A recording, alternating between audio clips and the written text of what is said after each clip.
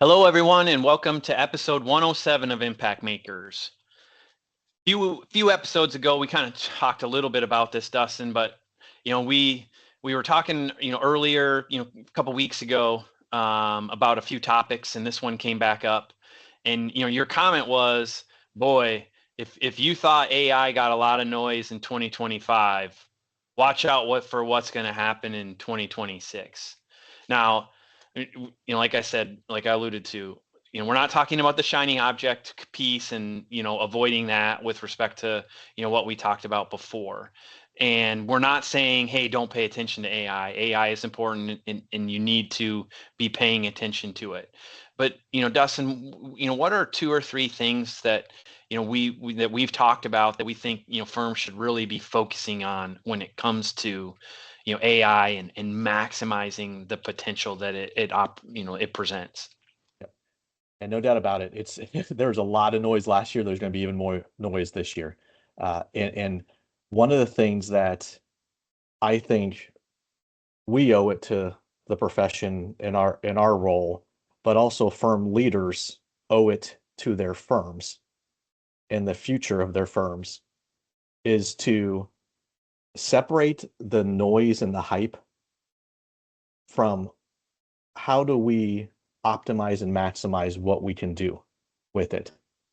Because and we've shared this before, there's a lot of noise, there's a lot of firms that are scattered in their approach, that are investing a lot of money, and quite frankly, they're just spinning their wheels with it. And so two or three things I think firms should be focused on this year as it relates to AI is, and in order to mute some of the noise in the background. Number one, we've talked about this before, but we're going to simplify it. Number one, you need to have a strategy in place of what you want AI to do for your firm and for your clients. If you were to look out 3 years, 5 years, what is AI capable of doing within your firm?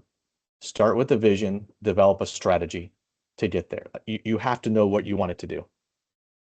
Number two is, with that strategy, do you have the right people in place to drive it and the time set aside for them to effectively do it? Or is this a bunch of people's side jobs, and so it's even more scattered and nothing's getting done? You're spinning your wheels. So making sure you've got dedicated leadership and time to see the strategy executed.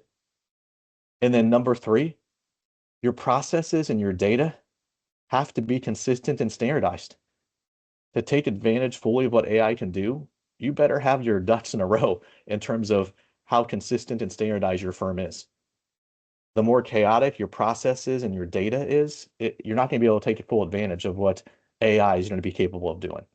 So if I was going to summarize, it'd be those three things that if I was a leader in a firm and I was responsible for AI, that's what I'd be focused on. Yeah, so let us know what you think about it.